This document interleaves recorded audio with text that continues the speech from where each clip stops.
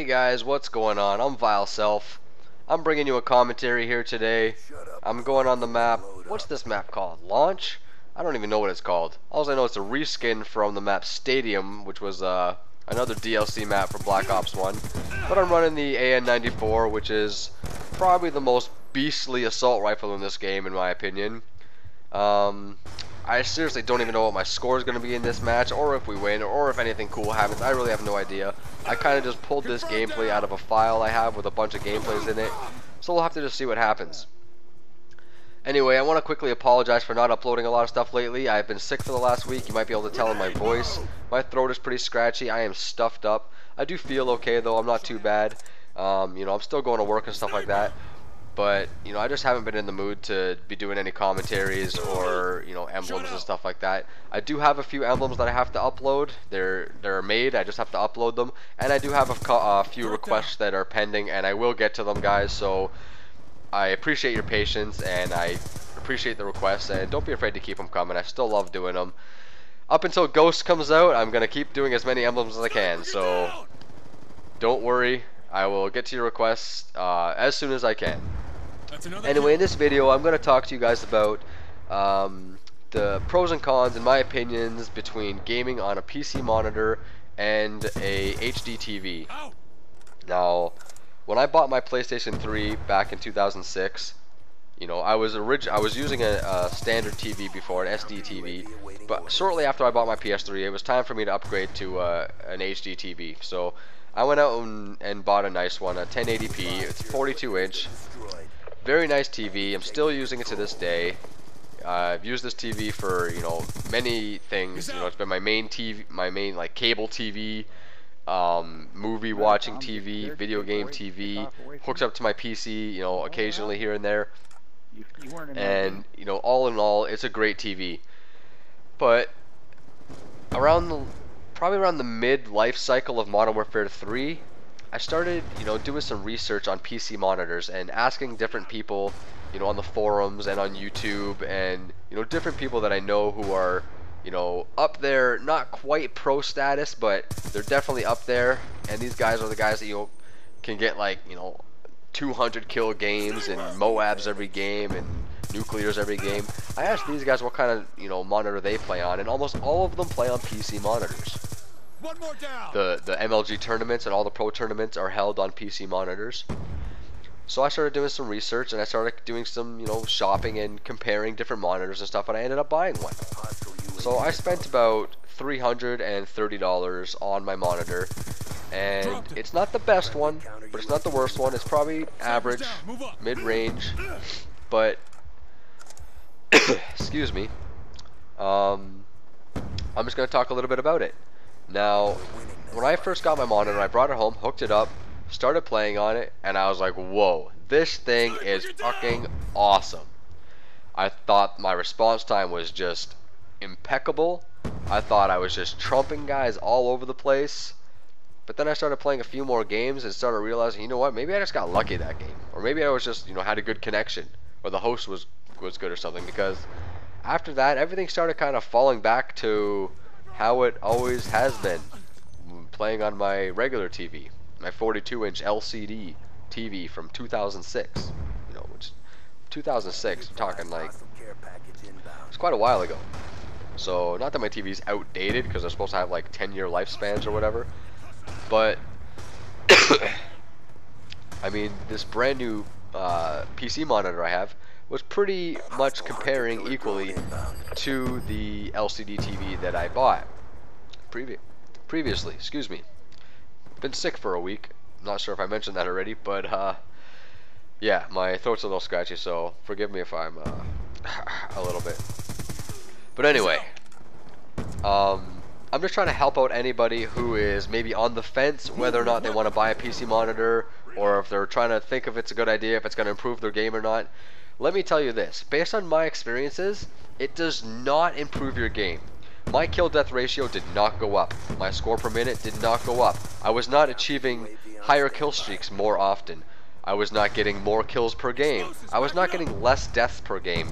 I was still getting the instances where I was shooting guys first and they were turning and killing me. I was still getting instances where guys were, you know, seemingly having a super fast response time on me. All this stuff that happened before was still happening, and having a TV, a PC monitor with a faster response time, and I'm not sure if I mentioned that already, that's the core reason for these PC monitors, is the response time. They have really low latency on them, so the response time, which is the time it takes for the information to go from your console to your eyes, is much less than it is on a HD TV. Now, we're talking milliseconds here, and we're talking such small milliseconds to the point where it basically doesn't matter anymore. It does not make a difference in the performance of the game. To some people it might, and you know, I think those people are kind of just, you know, they might have spent a few $100s on a monitor and they don't want to admit that they maybe wasted their money on it, but I'm not that kind of guy. I don't mind spending a few $100s on something, and if it's not great, I'm not going to still praise it just because I spent money on it. I'm going to say it's not great. So, I spent a lot of time. I spent basically most of the Black Ops 2 lifespan playing on this PC monitor, and it didn't really improve my game that much. I've recently switched back to my LCD 42-inch TV, and I'm basically still getting the same results. I have both of these monitors hooked up to my PlayStation 3 simultaneously right now, and I can basically switch between each of them at any time I want to. I can even run both of them at the same time if I want to. And I will tell you right now, they are basically identical when it comes to response time and the way they react with each other. Not with each other, but the way they react according to playing the game and all this kind of stuff. Even though my LCD TV has a response time of about 14 milliseconds compared to the 2 milliseconds response time that my PC gaming monitor has. So, what I'm going to say is, if you are trying to decide if you should upgrade to a PC monitor from the TV you are using, I'm going to say don't do that. Stick with the TV. There is nothing wrong with it, and there is nothing in the PC monitor that will benefit the price that it costs. I don't even know if that even makes sense, but I hope you know what I mean by that. My English is so broken right now, and I don't even know why, but I know that didn't make sense, but I hope you know what I mean. However, let's say you've been playing on a TV and for some reason your TV broke. Let's see the picture went on it, you got a watermark, the screen went black, or some bullshit happened to your TV and it doesn't work anymore. And now you have to decide if you should go and buy a gaming monitor or buy another TV.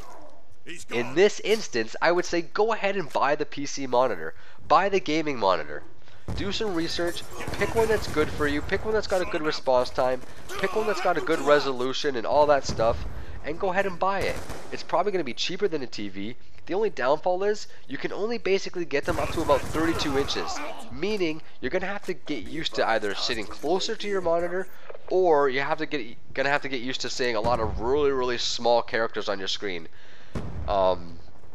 That's the main benefit to playing on an LCD TV or an LED TV or a plasma TV over a monitor, is that you can get a much bigger display.